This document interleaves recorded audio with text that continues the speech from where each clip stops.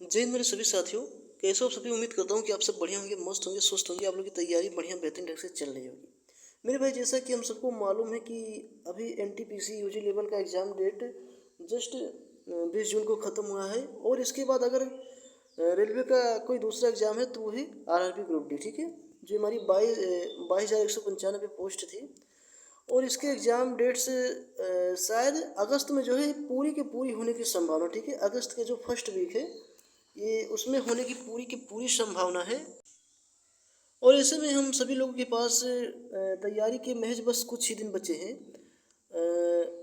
ज़्यादा टाइम नहीं मिलेगा क्योंकि अगस्त में एग्ज़ाम चालू हो जाएगा। तो ये अगर अगस्त में जो फर्स्ट वीक से जोड़ा जाए तो हम लोग के पास बस 30 से 35 दिन ही मिल पा रहे हैं। ठीक है, और ऐसे में आज हम आप लोगों के लिए रेलवे ग्रुप डी के लिए जो है प्रैक्टिस सेट 1 लेकर आया हूँ। और इसी तरह मैं एग्ज़ाम तक लगभग कई प्रैक्टिस सेट लेकर आता रहूँगा डेली। ठीक है, और मेरे भाई जो ये प्रैक्टिस सेट है इसमें जो इससे पहले वाली ग्रुप डी की वैकेंसी आई थी 2024 में 32,438।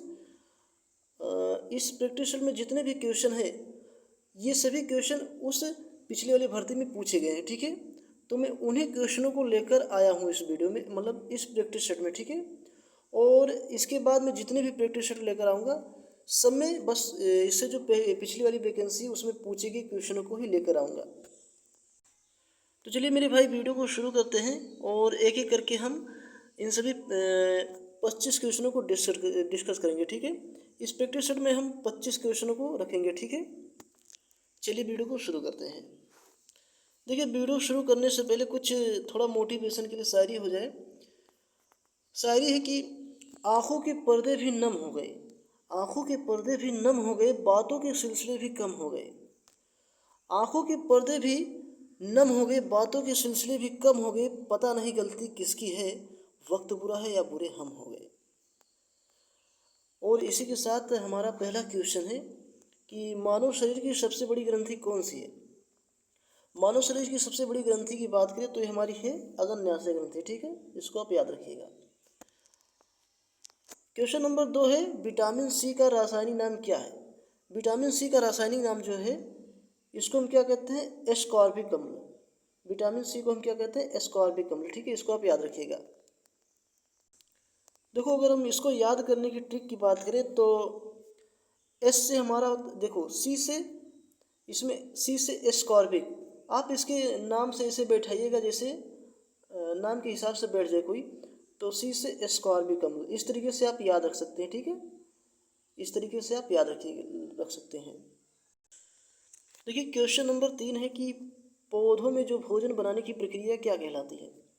पौधों में जो भोजन की प्रक्रिया बनाने की होती है उसे हम कहते हैं प्रकाश संश्लेषण, प्रकाश संश्लेषण। ठीक है, प्रकाश संश्लेषण के द्वारा पौधे जो है भोजन बनाते हैं। पौधे की जो पत्तियां होती हैं, पौधों से जो है जो सूर्य से हमारे प्रकाश लेती हैं और पौधे की पत्तियां जो है अपना भोजन बनाती है। इसको आप याद रखिएगा। अगला क्वेश्चन है कि जल का रासायनिक सूत्र क्या है। जल का रासायनिक सूत्र हमारा है H2O। ठीक है, H2O है, इसको आप याद रखिएगा। सबसे हल्की गैस की बात करें तो कौन सी है। सबसे हल्की गैस जो है हमारी ये हीलियम हो जाएगी। ठीक है, सबसे हल्की गैस कौन सी है, हीलियम हो जाएगी हमारी। एक मिनट भाई, सबसे हल्की गैस हीलियम नहीं होगी। सबसे हल्की गैस हीलियम नहीं होगी, सबसे हल्की गैस जो होगी हमारी हाइड्रोजन होगी। इसको आप याद रखिएगा। ठीक है, सबसे हल्की गैस की बात की जाएगी तो हमारी क्या हो जाएगी, हाइड्रोजन हो जाएगी। इसको आप याद रखिएगा। चलिए, क्वेश्चन नंबर 6 है विद्युत धारा का एसआई मात्रक क्या है। विद्युत धारा का जो है हमारा एसआई मात्रक क्या है। तो ये तो भैया बेसिक ही क्वेश्चन है और इस प्रश्न का राइट आंसर हमारा क्या हो जाएगा, ऑप्शन नंबर बी, एम्पियर। धारा का मात्रक क्या होता है, एम्पियर होता है। और बोल्ट की बात करें, तो ये किसका हमारा मात्रक होता है, तो ये हमारा विभवांतर का होता है। ठीक है, ये हमारा विभवांतर का होता है। और इसके बाद अगर बात करें ओम, तो ओम जो है हमारा प्रतिरोध का होता है। ठीक है, जिसको हम आर से डिनोट करते हैं। इसके बाद वाट का अगर बात करें तो वाट जो हमारा होता है ये पावर का होता है। वाट किसका होता है, ये पावर का होता है। आप इसको याद रखिएगा। तो इस प्रश्न का राइट आंसर क्या हो जाएगा हमारा, विद्युत धारा का एसआई मात्रक ये हो जाएगा हमारा एम्पियर। ठीक है, option number B ampere. Question number 7 है कि बल का एसआई मात्रक क्या हो जाएगा। बल का एसआई मात्रक जो है हमारा ये न्यूटन हो जाएगा। ठीक है, ऑप्शन नंबर बी जो है इस प्रश्न का राइट आंसर हो जाएगा हमारा न्यूटन। ठीक है, आप इसको याद रखिएगा। वही बात करें अगर जूल की, तो जूल हमारा क्या है, ये किसका मात्रक है, ये हमारा कार्य का मात्रक है। जूल जो है हमारा ये कार्य का मात्रक है। और पास्कल जो है हमारा ये दाब का मात्रक है। ठीक है, पास्कल जो है हमारे दाब का मात्रक है। और वाट को हमने बताया है ये पावर का मात्रक है। ठीक है, पावर जिसको हम शक्ति कहते हैं, शक्ति का मात्रक है, जिसको हम डब्ल्यू से प्रदर्शित करते हैं। चलिए, क्वेश्चन नंबर 8 है, ध्वनि निर्वात में क्यों नहीं चलती। ध्वनि जो है निर्वात में क्यों नहीं चलती। ऑप्शन ए है गुरुत्वाकर्षण नहीं होता है, ऑप्शन बी है मध्यम नहीं होता है, माध्यम नहीं होता है, और ऑप्शन सी है प्रकाश नहीं होता, और ऑप्शन डी है तापमान कम होता है। तो इन सभी में से इस प्रश्न का राइट आंसर क्या हो जाएगा हमारा, ध्वनि जो है निर्वात में क्यों नहीं चलती। तो जो हमारी ध्वनि है ये निर्वात में इसलिए नहीं चलती क्योंकि इसमें माध्यम नहीं होता है। निर्वात में इसलिए नहीं चलती क्योंकि इसमें माध्यम नहीं होता है। तो इस प्रश्न का राइट आंसर हमारा क्या हो जाएगा कि ध्वनि निर्वात में क्यों नहीं चलती। तो ऑप्शन नंबर बी, इसमें माध्यम नहीं होता है। ध्वनि को चलने के लिए कोई माध्यम नहीं होता है। निर्वात अगर आप नहीं जानते तो देखो, निर्वात क्या होता है कि मान लीजिए कोई पाइप है और उसमें कुछ नहीं है, हवा भी नहीं है, कुछ नहीं है, वो पूरा खाली, उसमें से हवा भी निकाल लिया गया है, तो वो निर्वात कहलाएगा। ठीक है, और इसमें ध्वनि को हमारे चलने के लिए कोई माध्यम ही नहीं है, तो कैसे आगे जा पाएगा। इसलिए इस प्रश्न का राइट आंसर हमारा क्या हो जाएगा, ऑप्शन नंबर बी जो है माध्यम नहीं होता है निर्वात में कोई। ठीक है, ऑप्शन नंबर 9 है मानव हृदय में कितने कक्ष होते हैं। मानव हृदय में भैया 4 कक्ष होते हैं। ठीक है, कितने कक्ष होते हैं, ये 4 कक्ष होते हैं। अगर बात करें चारों कक्ष की, तो मानव हृदय हमारा कैसा होता है, मैं समझने के लिए आपको ऐसे बना देता हूँ। तो ये हमारा है जो है दायां लिंद है, ये दायां लिंद है, ये बायां लिंद है। ठीक है, ये बायां लिंद है, और इसको हम कहते हैं दायां निलय। ठीक, और इसको हम क्या कहते हैं, बायां निलय। अगर आप हृदय के बारे में नहीं पढ़े हैं तो एक वीडियो में हृदय के बारे में बताऊंगा, बहुत अच्छे से समझाऊंगा इन सभी के बारे में, दायां निलय, बायां निलय, दायां लिंद, बायां लिंद के बारे में, ताकि आपको अच्छे से समझ में आ जाए। ठीक है, और दायां लिंद क्या करता है, बायां लिंद क्या करता है, इन सभी के बारे में। चलिए, अगला क्वेश्चन है रक्त का लाल रंग किसके कारण होता है। रक्त का लाल रंग जो हमारे हीमोग्लोबिन के कारण होता है। किसके कारण होता है, हीमोग्लोबिन के कारण होता है। इसके अलावा बात करें हीमोग्लोबिन और क्या कार्य करता है, तो हमारे शरीर में जो है, मतलब शरीर में है, ये श्वसन का परिवहन करता है। क्या करता है, श्वसन का परिवहन करता है। बात करें प्लाज्मा की, तो प्लाज्मा क्या है, इसमें हमारे शरीर और खून के लिए कुछ इसमें पोषक तत्व होते हैं प्लाज्मा में। ठीक है, प्लाज्मा में जो है कुछ पोषक तत्व होते हैं। जो खून होता है, खून का जो खून को अगर अलग कर लिया जाए और बाद में जो बचता है सफ़ेद वाला पार्ट, द्रव्यसा, उसी को हम प्लाज्मा कहते हैं। और बात करें प्लेटलेट्स, तो प्लेटलेट्स क्या करता है, ये हमारे शरीर में रक्त का जो है थक्का बनाता है। रक्त का जो है थक्का बनाता है। सपोज करिए जैसे अगर कोई व्यक्ति के पैर में या कहीं हाथ में कट जाए और उसके हाथों से खून बहने लगता है, तो आपने देखा होगा कि थोड़ी देर के बाद अगर छोटा कट है तो वो खून बहना बंद हो जाता है। वो खून का जो बहना होता है वो बंद हो जाता है। तो ये खून को जो रोकने का कार्य करता है, ये हमारा प्लेटलेट्स ही करता है। वहाँ पर जो घाव होता है वहाँ पर ये क्या करता है, इस तरीके से जाली बना लेता है ताकि खून हमारा बाहर ना निकलने पाए। इस तरीके से जाली बना लेता है, खून ना निकलने पाए और हमारा खून बहना बंद हो जाता है। तो हमारा काम क्या करता है, ये हमारा प्लेटलेट्स काम करता है।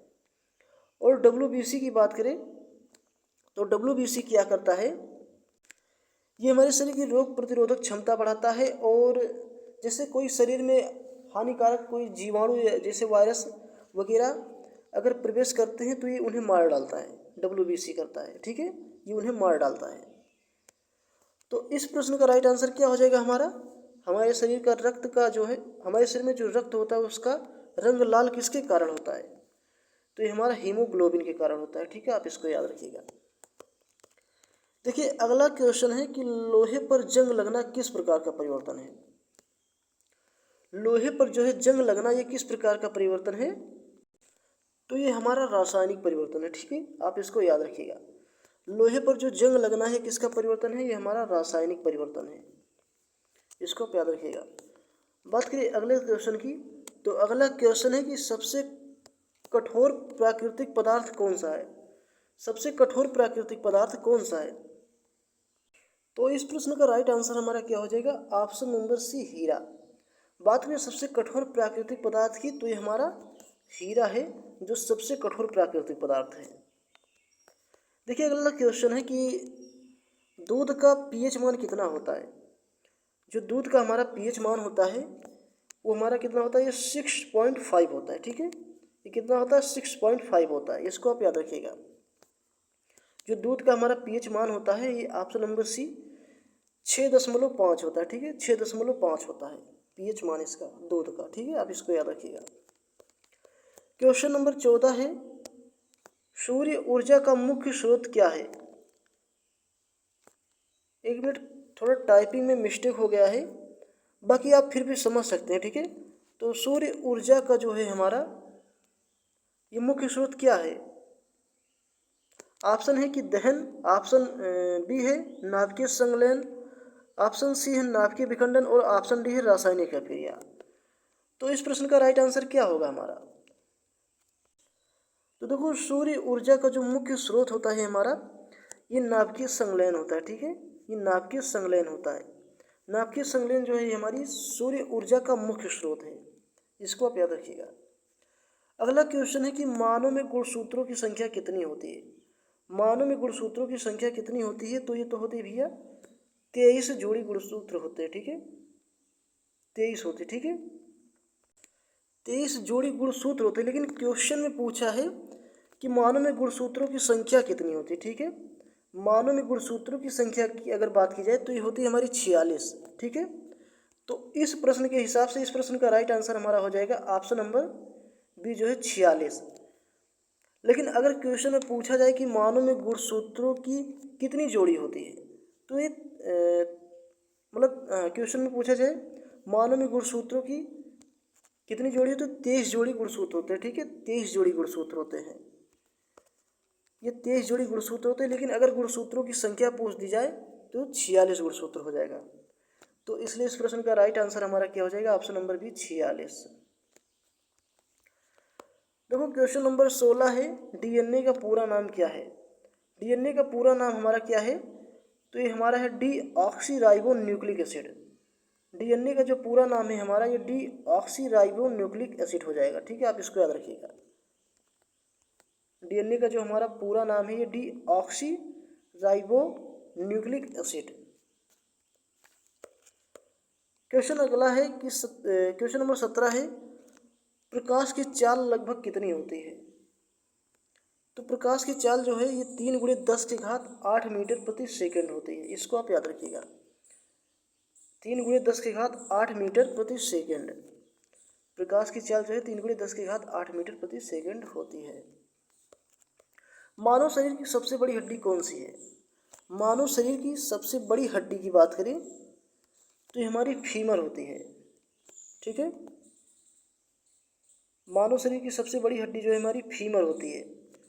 और सबसे छोटी हड्डी की बात करें तो ये हमारी स्टेपीज होती है। ठीक है, सबसे छोटी हड्डी जो है हमारी ये स्टेपीज होती है।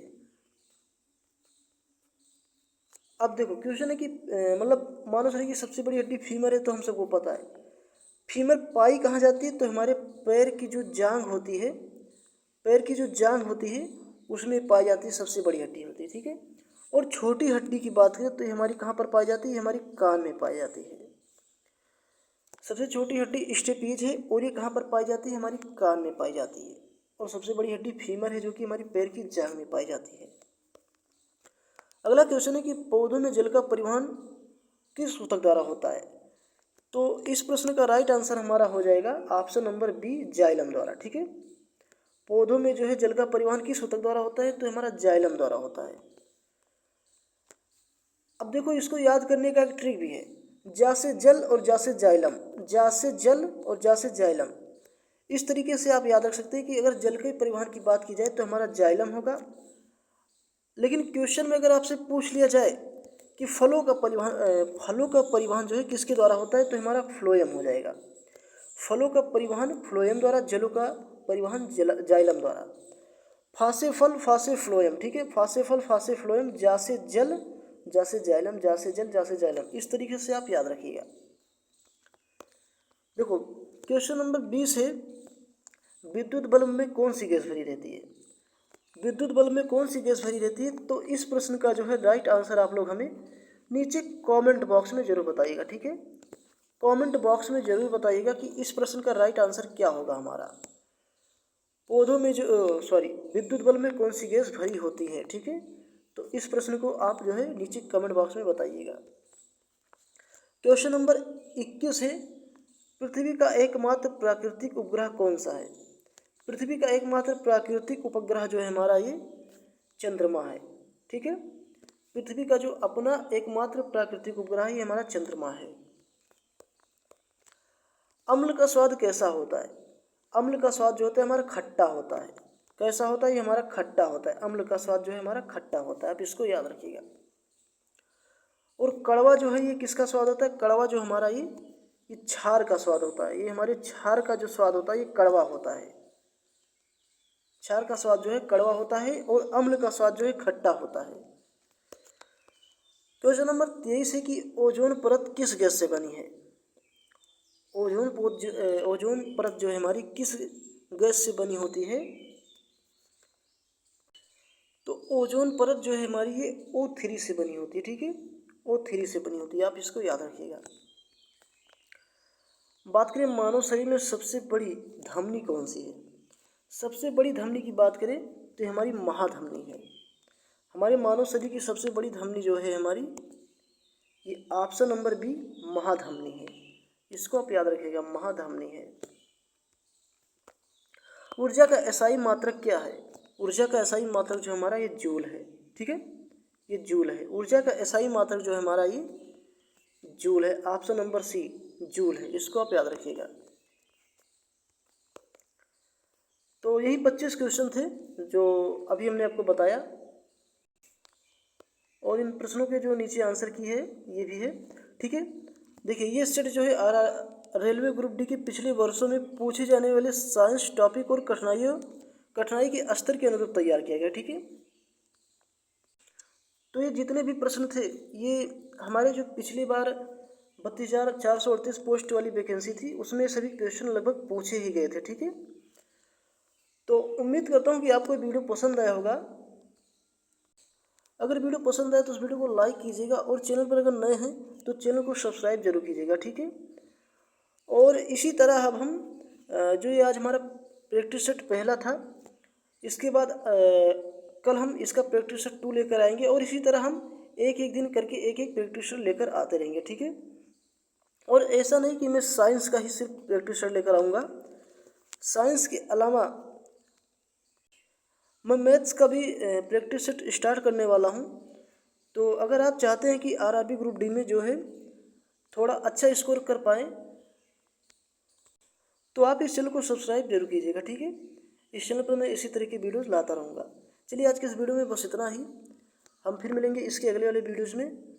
तब तक के लिए जय हिंद, जय भारत, वंदे मातरम।